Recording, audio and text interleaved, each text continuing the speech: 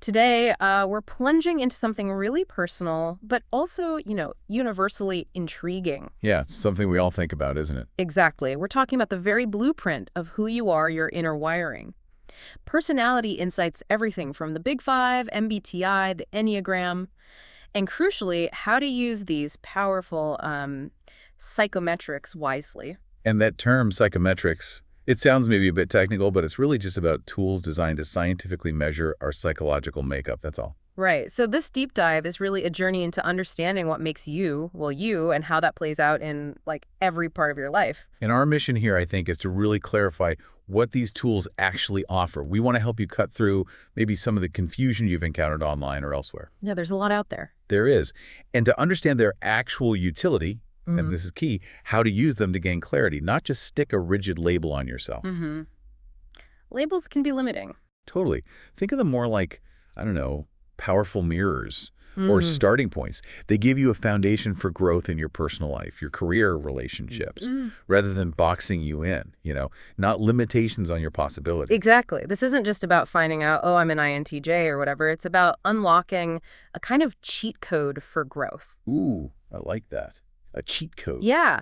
Like, imagine an introvert finally understanding their energy needs and then, strategically scheduling solo work time. Yeah. And suddenly they double their productivity. Right. Or someone who's super high on conscientiousness maybe learns to delegate effectively, letting go of that perfectionism just a bit. And avoids burnout. That's the kind of tangible power we're talking about. Absolutely. So by the end of this deep dive, you should have a much clearer picture of what personality assessments can reveal about you, and maybe just as importantly, what they don't. The limitations are crucial too. We'll look at the strengths and, the limitations of the big ones, show you how to interpret your results wisely, avoid those common pitfalls like mistyping, happens all the time, Oh, definitely. and most importantly, equip you with some real strategies to apply these insights for actual personal growth, better career choices, and, just more fulfilling relationships. Okay, so let's start broad. What exactly are we talking about when we say personality frameworks or assessments? Well, at their core, they're basically tools. Tools designed to help us understand our fundamental preferences, our typical behaviors, our Basically tendencies. how we usually react to stuff. Pretty much. They can shed light on how we tend to make decisions, when faced with choices. How we react under stress, that's a big one. How we communicate with others, our style. And even our preferred approach to things like setting goals or managing our daily routines.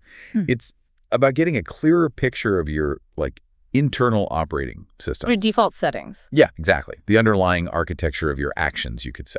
Right. And this idea of sorting people into types, it's not exactly new, is it? Oh, not at all. The idea of categorizing human temperaments, it goes back thousands of years, actually.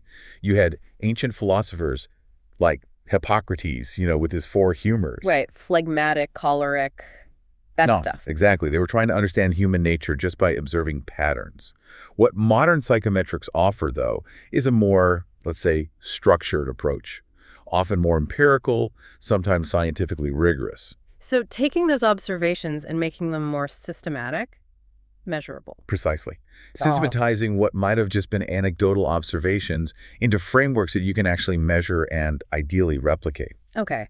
And when we talk about these modern tools, these frameworks, there are really three big players that dominate the conversation today, right? Yeah. Three main ones we'll focus on. First, there's the Big Five. You often hear it called Ocean. Ocean. It's known for its strong scientific backing. Measures 5 broad dimensions: openness to experience, conscientiousness, extroversion, agreeableness, and neuroticism. We'll definitely unpack those. Okay. Big Five. What else? And they have the MBTI, Myers-Briggs Type Indicator, Yeah. probably the most famous one out there. The one everyone seems to know their type from. That's the one. It categorizes people into 16 distinct personality types based on 4 pairs of preferences. Like introvert, extrovert. Exactly. And sensing intuition, thinking, feeling, judging, perceiving. Got it. And the third? The third is the Enneagram. This one has, more ancient roots, you could say. Yeah. It focuses really deeply on core motivations and emotional patterns, looking at 9 interconnected types. Motivations. Interesting. So less about surface behavior. Generally, yes. More about the why. We'll dive deep into all 3, explore their nuances, what makes each one unique. Okay, cool. But before we dive into the specifics of each one, there's a really important point you made earlier. Ah, yes. the label thing. Yeah. It's vital to grasp this right up front. None of these are meant to be like a final verdict on who you are. Right. Not a life sentence. Definitely not. Yeah. They aren't rigid labels that box you in, saying this is all you can ever be. Yeah. Think of them more as mirrors or maybe starting points. Mirrors. I like that. Reflecting back what's already there. Exactly. They're designed to help you see yourself more clearly and hopefully more compassionately too. The insights, they should be a foundation for growth. So using the map to expand the territory, not just stay within the lines. Beautifully put, enabling you to expand your possibilities rather than limiting them because of some four-letter code or a number. The goal is self-awareness, right? Yeah. Which then empowers you to make informed choices, to develop intentionally. They offer a language to describe yourself, not a prescription for who you must be. All right, let's get into the specifics then. Starting with what many people in psychology consider the gold standard, the Big Five. The five-factor model, FFM. Why is it so highly regarded? Why do they call it the cornerstone of personality assessment? It really comes down to its robust scientific foundation. It wasn't just dreamed up. Its history is rooted in decades, literally decades, of rigorous psychological research. So it evolved over time. It did. It evolved from earlier models. Some were way more complex, like Allport's thousands of traits or Cattell's 16 factors. Others simpler, like Isaac's 3.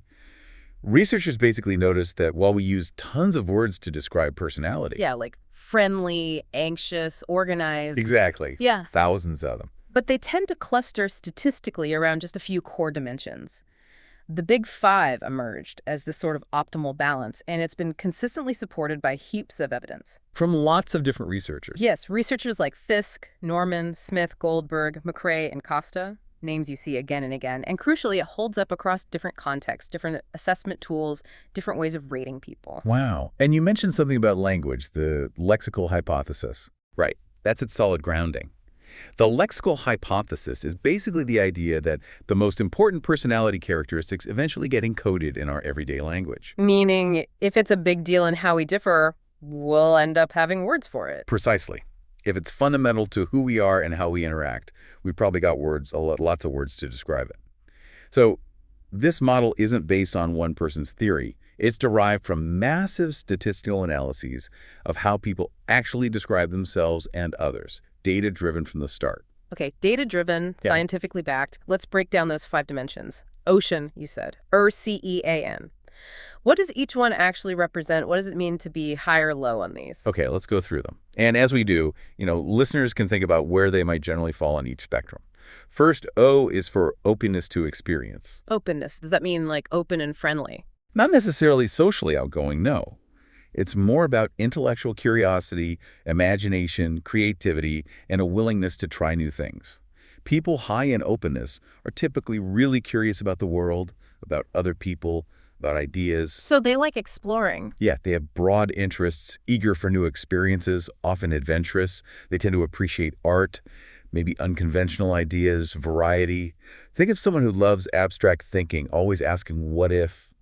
Maybe loves traveling to totally new places. Okay. And low openness. People low in openness often prefer routine, predictability. They might find abstract or philosophical thinking a bit challenging or just uninteresting. They're generally more traditional, conventional, maybe described as down-to-earth or pragmatic. Yeah. They stick to what they know and feel comfortable with. Got it. O is openness. C is... C is for conscientiousness. This is about your level of organization, responsibility, self-discipline, reliability. the organized, get-it-done trait. Pretty much. High scores are typically reliable, goal-oriented, methodical. They're good at planning and executing tasks, often detail-oriented, and they genuinely appreciate structure and order. They're dependable, the person who makes that super detailed vacation plan and actually enjoys sticking to it. Huh. I know people like that. And low conscientiousness. Low conscientiousness often means someone is more spontaneous, flexible, adaptable, which can be great. But they might also be prone to procrastination, maybe struggle with organization, or lose focus on long-term goals. They might thrive in less structured situations or be better at rolling with the punches. Okay. OCE. That must be extroversion. E is indeed for extroversion. This measures your sociability, your energy levels, and your need for stimulation from the outside world. The classic introvert-extrovert difference. Basically, yes. High scores are outgoing, enthusiastic, they genuinely enjoy being around other people, they're often assertive, optimistic in social settings, and crucially, they gain energy from social interaction. They leave the party feeling more buzzed than when they arrived. And the low scores, introverts. Right.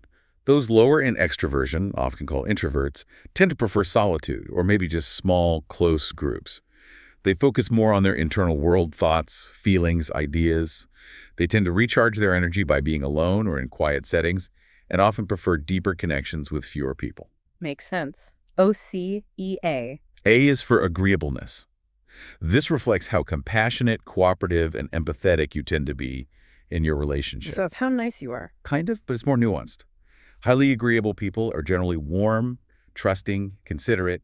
They prioritize harmony. They want positive relationships. They're often eager to help, show altruism, resolve conflicts peacefully, polite, pleasant. And low agreeableness, not just disagreeable people. Not necessarily nasty. People low in agreeableness might be more skeptical, competitive, assertive. They might seem less concerned with others' feelings or perspectives sometimes. They're more likely to challenge things, express dissenting opinions, maybe valuing directness or honesty over maintaining social harmony. Yeah. They can be tough-minded. Okay.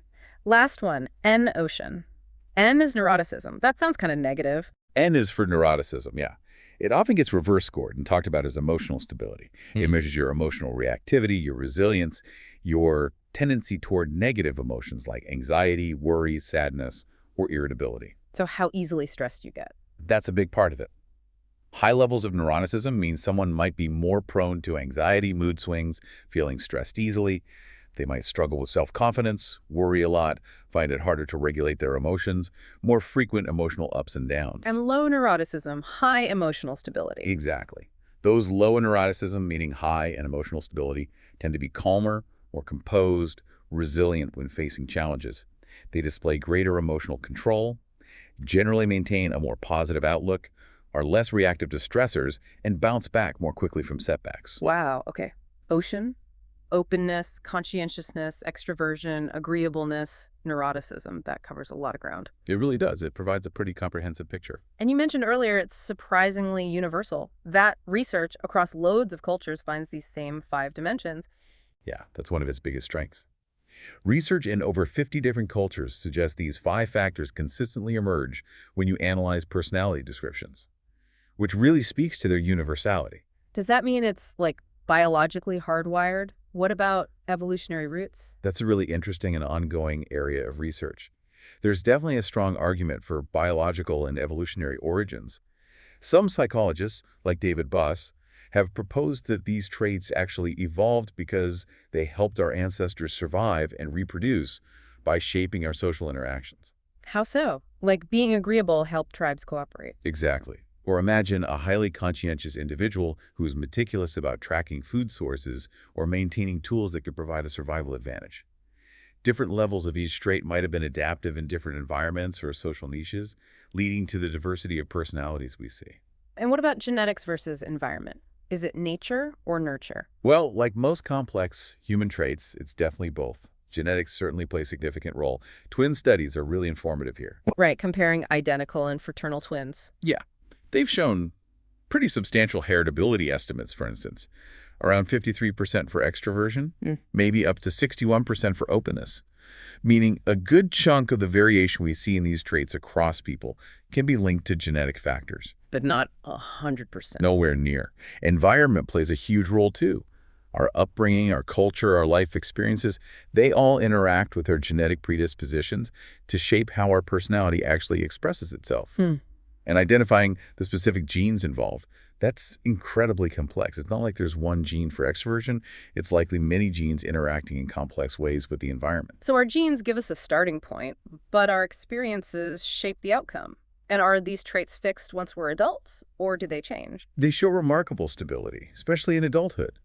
Your relative ranking on these traits tends to stay pretty consistent over decades. So if you're more extroverted than average at 30, you'll probably still be more extroverted than average at 60. Generally, yes. But that doesn't mean there's no change. Research shows some interesting maturation trends. On average, as people age, they tend to become a bit less extroverted, a bit less neurotic, and a bit less open to experience. Interesting. Less wild and anxious as we get older. Sort of. But on the flip side, Agreeableness and conscientiousness tend to increase with age, on average. That makes sense. More responsibilities, maybe more focus on relationships and getting things done reliably. Exactly. It suggests our personality isn't entirely fixed, like concrete, but it's maybe more like, well, it has a stable core, but it's still dynamic and can mature over time. Which brings us back to why it's considered the best model by many psychologists. Precisely. That stability, the universality, the empirical backing, it provides this common language, this blueprint for understanding the main dimensions of personality. It gives a pretty accurate portrait across diverse groups. And this is crucial. Remember, it's not a typology system. Right, not like putting people in boxes. Exactly. Scores are on a continuum, a spectrum. That allows for so much more nuance than just saying you're this or that. You exist somewhere along the range for each trait, which gives a far more detailed individual picture. Although, I remember reading about a study that did find some common patterns, almost like emergent types from Big Five scores, even though it's not strictly a typology. Ah, yes, that research is interesting. It doesn't contradict the continuum idea, but it found that people's combinations of scores often tend to cluster into a few common profiles. It's a way to conceptualize broad tendencies. Were they like average? Yeah, the average type was the most common, relatively high on neuroticism and extroversion, but lower on openness. Then there was a self-centered type, high extroversion, but low on agreeableness, conscientiousness, and openness. Kind of impulsive and maybe not so nice. Okay. A reserved type, low on extroversion and neuroticism, sort of emotionally stable introverts, but higher on agreeableness and conscientiousness, quietly dependable. And the last one, role models. Exactly. The role models scored high on everything except neuroticism. So high extroversion, openness, agreeableness, conscientiousness, and low neuroticism, high emotional stability, like well-adjusted, capable leaders. It's just a way to see common patterns, not rigid boxes, but helpful for understanding general leanings. Okay, so the Big Five is the scientific heavyweight. But let's be real. When most people talk about personality tests, they're often thinking about The MBTI, Myers-Briggs, yeah, it's definitely the most widely recognized one out there. Absolutely. It's everywhere. Online quizzes, corporate team building. What's the story behind it? How did it get so popular? Well, the MBTI was developed back in the 1940s, during World War II, actually, by Catherine Briggs and her daughter, Isabel Myers. A mother-daughter team. Interesting. Yeah. They weren't trained psychologists initially, but they were really passionate about helping people understand themselves better and also find work that suited them, especially women entering the workforce during the war. Their work was heavily based on the theories of Carl Jung. Ah, Jung, the Swiss psychiatrist. Right. Specifically his book, Psychological Types. Briggs and Myers took his ideas about different ways people perceive the world and make decisions and aimed to make them accessible, practical. And part of its popularity is maybe the way it's presented. It always seems quite positive. That's definitely a factor. They designed it intentionally to be introspective, using language that's generally described as gentle, positive, even flattering. It tends to avoid overtly negative descriptions. So you read your type description and think, yeah, that sounds good. Pretty much. The idea was to encourage acceptance and positive self-identification. And that approach certainly helped it gain traction in organizations for things like team building, communication workshops, personal development. It's framed as a tool for understanding differences non-judgmentally. Okay. So it revolves around those 4 pairs of preferences, right? Yeah. The dichotomies that give you the 4-letter code. Exactly. 4 dimensions, each with 2 opposing preferences. And it's crucial to remember these are preferences, not skills or abilities. Like being right-handed or left-handed one isn't inherently better, just more natural for you. Can you walk us through those 4 pairs again? Sure. First pair is extroversion, E, versus introversion, I. This is about where you direct and get your energy. Outer world versus inner world. Precisely. Do you get energized by engaging with people, activities, the external world, that's extroversion, or do you recharge by focusing inward on thoughts, ideas, reflection, that's introversion? An extrovert might love a brainstorming meeting. An introvert might prefer to think things through alone first. Okay, EVSI. Next. Next is sensing, S, versus intuition, N. This is about how you prefer to take in information. Facts versus possibilities. Kind of. Sensing types tend to focus on concrete facts, details, tangible reality, what they can see, hear, touch. They trust experience. Intuitive types prefer to look for patterns, connections, possibilities, abstract concepts, future implications. They trust insights and hunches. So the details person versus the big picture person. Often, yeah. A sensing type might meticulously check the data in a report, while an intuitive type might immediately start thinking about what the data implies for the future. Got it. SVSN, third pair. Thinking T versus feeling F. This describes how you prefer to make decisions. Head versus heart. That's the common shorthand, yeah. Thinking types prioritize logical analysis, objective criteria, cause and effect reasoning. They strive for fairness and truth based on logic. Feeling types prioritize personal values, the impact on people, harmony, and empathy. They strive for decisions that feel right and consider human factors. And again, neither is better at thinking or feeling emotions. Exactly. It's just the preferred basis for decisions. A thinking type might design a policy based on efficiency, while a feeling type might design it considering the potential impact on morale. Okay. TVSSF. And the last one, JVSP. Right. Judging J versus perceiving P. This describes your preferred orientation to the external world, how you like to live your outer life. It's about lifestyle preference. Structure versus flexibility. That's a good way to put it. Judging types prefer structure, plans, organization, closure. They like things decided and settled. They enjoy making lists and sticking to them. Perceiving types prefer flexibility, spontaneity, keeping options open, adapting as they go. They like to stay open to new information and might find strict plans confining. And this JP pair was Myers-Briggs edition, wasn't it? Not directly from Jung. That's right. Jung talked about the other functions, but Myers-Briggs added JP to indicate which function, perceiving S or N, or judging T or F, you primarily use in your outer life, leading to that more structured or adaptable orientation. So you combine one preference from each pair, and voila, 16 types, like INTJ, ESFP, and so on. Exactly. 16 distinct patterns of preferences. And how does this relate back to Jung's cognitive functions? That seems like a deeper layer people talk about with MBTI. It is. Jung's original theory focused on these cognitive functions, sensing, intuition, thinking, feeling, as fundamental mental processes for perceiving information and making judgments. He also saw them operating with either an extroverted attitude, focused outward, or an introverted attitude, focused inward. So, like introverted sensing or extroverted feeling. Precisely. Myers-Briggs built on this, theorizing a hierarchy of these functions for each type, a dominant function, auxiliary, tertiary, inferior. And the JP preference was linked to which judging or perceiving function was typically extroverted. Does the science back up that complex function stack model? That's where it gets trickier. While the basic preferences themselves, like EVSI, have some empirical support, though less than the big five traits, the more complex type dynamics, the specific hierarchy and development of these 8 functions for each type, has much less robust scientific validation. It's a fascinating theoretical model for introspection, but harder to pin down empirically. Okay, that's a really helpful overview of MBTI. Now let's switch gears completely to the Enneagram system. This one feels different. Older, maybe more spiritual. It definitely has a different feel. The Enneagram does have ancient roots, drawing from various wisdom traditions, though its modern form was largely synthesized by Oscar Picasso in the 1950s and then further developed and popularized by people like Claudio Naranjo and later Don Richard Riso and Russ Hudson from the 1970s onwards. And its main focus isn't just preferences or traits, right? You said motivations. Exactly. That's its core distinction. Unlike the Big Five's focus on broad behavioral traits or MBTI's focus on cognitive preferences, the Enneagram dives deep into the core motivations, the underlying fears and fundamental desires that unconsciously drive our behavior. Yeah. It's trying to get at the why behind what we do. Why? Okay. And it uses 9 core types. Yes, 9 fundamental personality types, each with a distinct worldview and a core psychological motivation that shapes how they interact with the world. They're often given names, like Type 1, the reformer or perfectionist, driven by a need to be good and right, fearing corruption. Or maybe Type 7, the enthusiast, seeking stimulation and avoiding pain. Exactly. Or Type 9, the peacemaker, seeking harmony and avoiding conflict.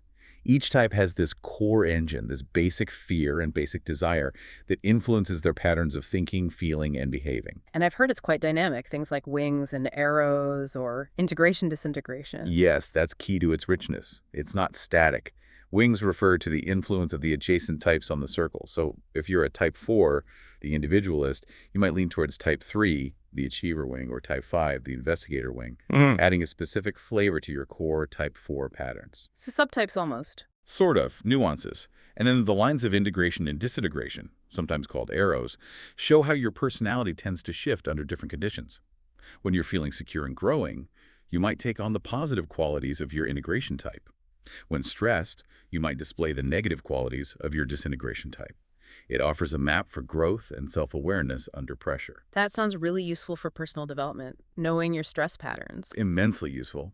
It also talks about centers of intelligence, categorizing types as primarily operating from the body center, instinct, gut types 8, 9, 1, the heart center, emotions, image types 2, 3, 4, or the head center, thinking, fear types 5, 6, 7. This adds another layer of understanding your primary orientation. So the Enneagram's real strength is getting at that deeper why, the motivation behind the behavior. Precisely. It provides profound insights into the often unconscious drives shaping us. That makes it incredibly valuable for deep self-awareness, personal transformation, understanding relationship dynamics, and even spiritual growth for some. Because it aims to uncover that hidden why, it's often used in coaching, therapy. It helps people see their core patterns, fears, and desires, which then points towards very specific paths for growth and healing. It gets beyond the surface. Okay, wow, we've got the Big Five, the MBTI, the Enneagram, all offering different perspectives. But now for the showdown, I guess. How do these actually stack up against each other, especially when we look at the science, the reliability, the validity, the stuff psychologists care about? Right. This is where things get really interesting and sometimes a bit controversial. When you put the Big Five and the MBTI head-to-head on standard psychometric criteria, the differences are pretty significant. How so? Well, the Big Five, as we said, has extensive empirical research behind it. Study after study shows high test-retest reliability, usually in the 0.8 to 0.9 range. Meaning if I take it today and again in a few months, my scores will likely be very similar. Exactly. It demonstrates consistency over time. It also shows strong cross-cultural validity. Those 5 factors pop up consistently in over 50 cultures. And critically, it has high predictive accuracy for important life outcomes. Like what kind of outcomes? Things like job performance, academic success, relationship satisfaction, longevity, even risk of mental health issues like depression or anxiety. It's data-driven, remember. It emerged from analyzing how traits relate to real-world behavior. Okay, so Big Five. Reliable, valid across cultures, predicts outcomes. What about MBTI on those measures? The MBTI, well, the scientific support for its psychometric properties is much more limited, sometimes described as weak. Its retest reliability is significantly lower. Some studies show anywhere from 39% to maybe 76% of people get a different 4-letter type just 5 weeks later. Wow, that's a big range, and potentially a coin flip at the lower end. Why such instability? A lot of it comes down to that core difference we touched on. Dimensional versus categorical. Right, Big Five is a spectrum. MBTI puts you in a box, E or I, S or N. Precisely. Most personality traits, research shows, are normally distributed. They form a bell curve. Most people are somewhere in the middle, not at the extremes. Ambiverts, for example. Exactly. But the MBTI forces a choice. If the cutoff score between introvert and extrovert is, say, 50, and you score 49 one day and 51 the next, you flip from I to E even though you're basically in the same place near the middle. You got it. That arbitrary cutoff for dichotomizing introduces statistical noise and instability. It makes the results less consistent and can feel inaccurate if you're near that borderline. It's like forcing everyone to be either tall or short. It loses a lot of information. And how does that categorical approach impact its ability to predict those real-world outcomes you mentioned? Studies consistently show the Big Five is significantly better at predicting life outcomes. Some research suggests it has roughly twice the predictive accuracy of MBTI-style tests when those tests are used as binary categories. Twice the accuracy. Why such a big difference? A major reason, identified by researchers, is that the traditional MBTI framework essentially misses a whole dimension that's crucial for predicting life outcomes: neuroticism, or emotional stability. Ah, the N in ocean.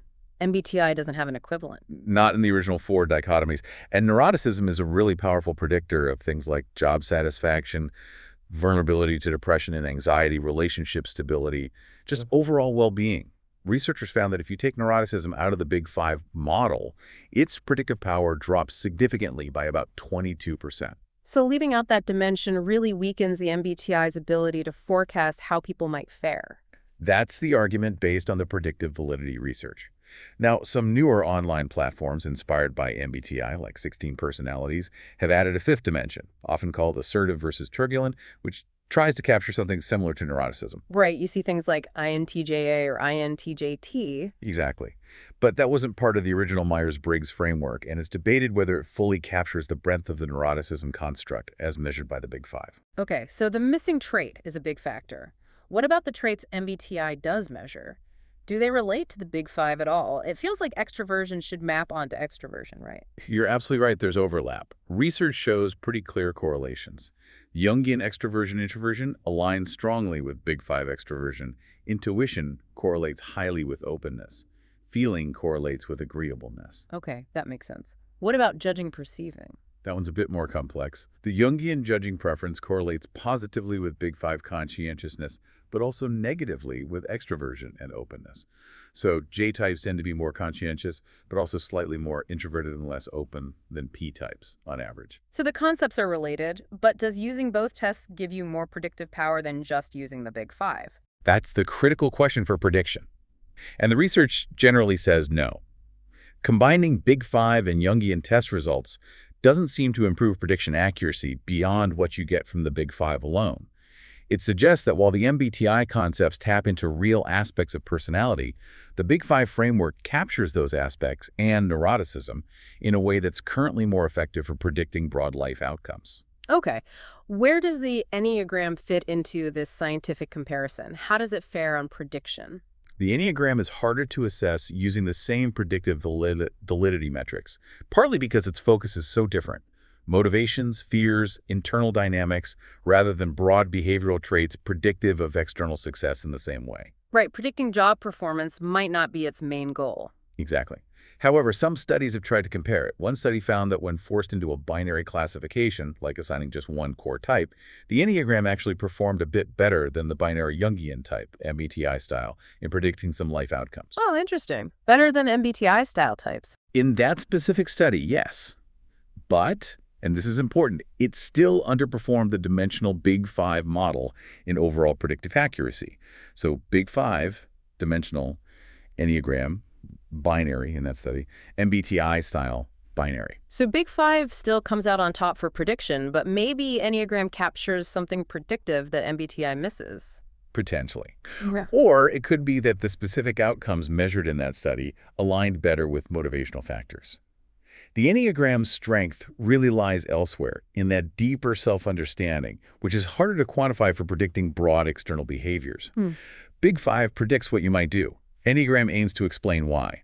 Different tools for different jobs. Okay, the scientific picture seems pretty clear favoring the Big Five for reliability and prediction, but let's face it, the MBTI is massively popular. People love it. Why do you think it has such enduring appeal, despite these scientific critiques? That is the million-dollar question, isn't it? And it likely comes down to what some researchers call the feel-good factor. Feel-good factor. Yeah. Studies comparing how people react to receiving their Big Five results versus their Jungian MBTI-style results often find something interesting. Participants frequently report feeling better after reading their Jungian assessment. They like the description more.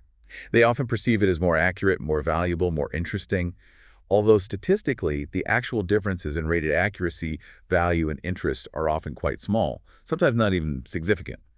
But the subjective feeling can be stronger for the MBTI style. Why would that be? A big part is likely the positive, flattering language often used, as we discussed. It focuses on strengths and preferences.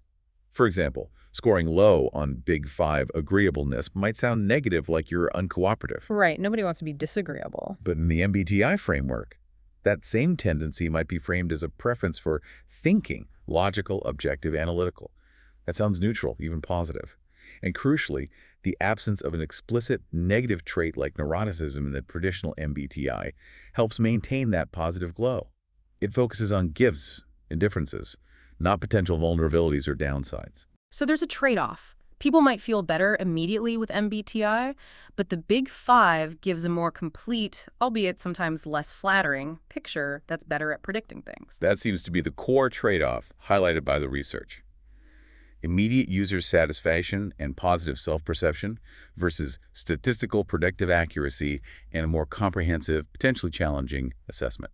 Now, the Myers-Briggs company, the official provider, they must push back against these critiques, right? What's their position? Oh, absolutely. They consistently assert that the MBTI is not designed primarily to predict outcomes like job performance. Its purpose, they argue, is to help individuals gain self-understanding, appreciate differences, improve communication, and optimize their unique talents. So different goals. That's their argument. They also contend that many academic studies critical of the MBTI haven't used their official validated instrument, but rather MBTI-style knockoffs. and therefore the findings are misleading. They point to a large body of their own research and thousands of citations showing correlations between MBTI type and various aspects of life, from learning styles to career interests to even dream patterns, suggesting its broad utility for understanding, if not strict prediction.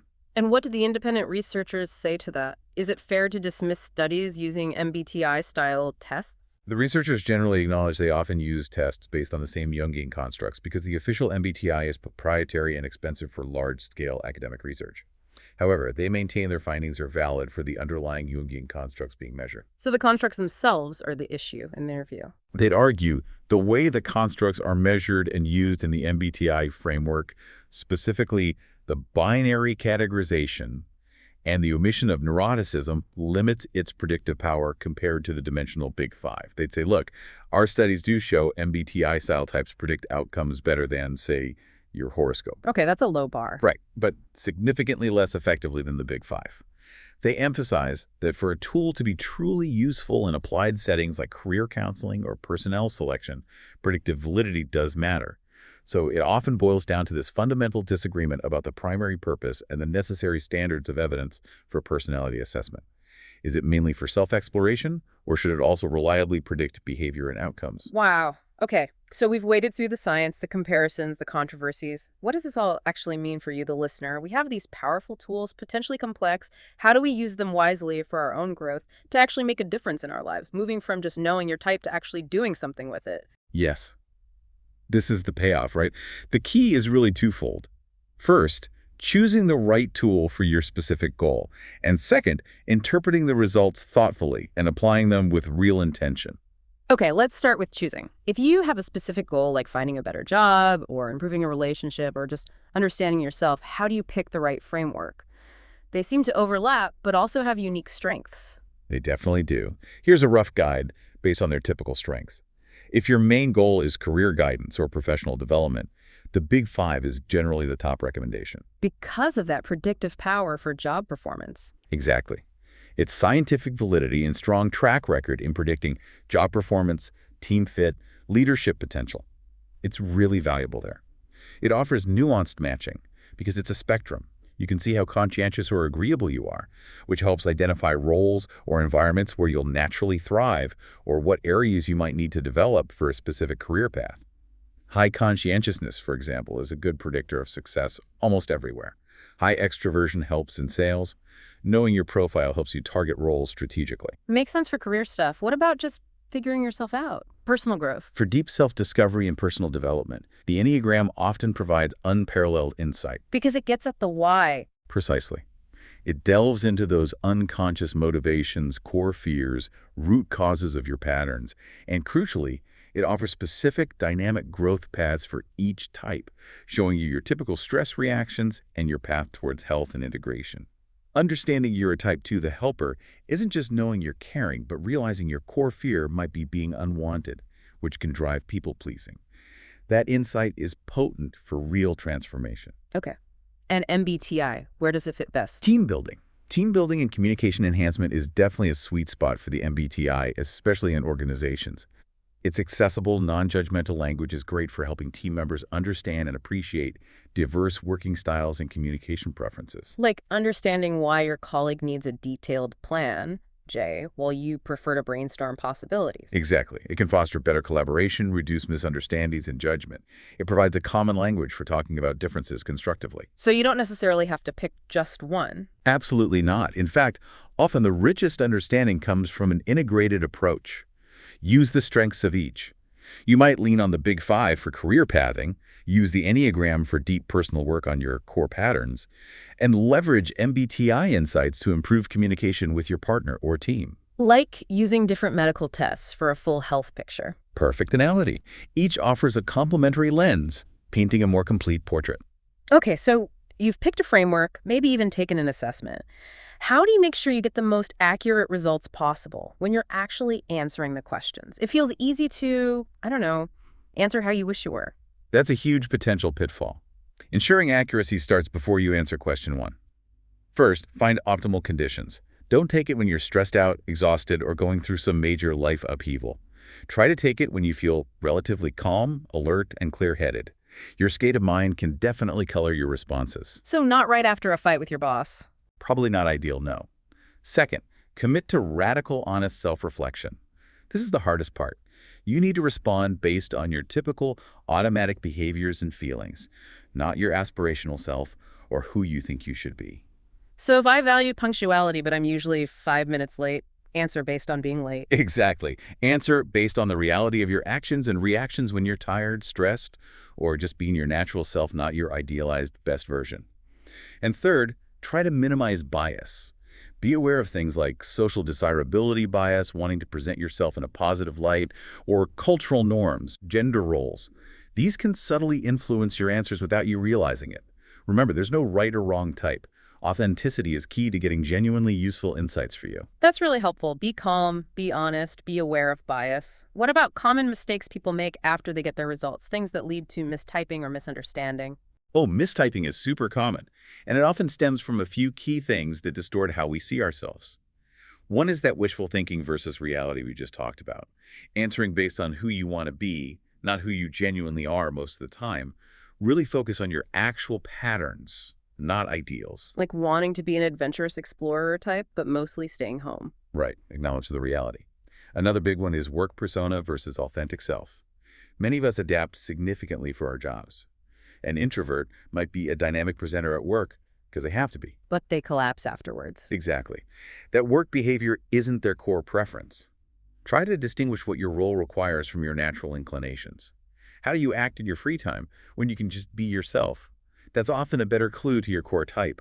Also, stress response versus natural preferences. Under pressure, we can act very differently. A normally calm person might become frantic. A flexible person might become rigid.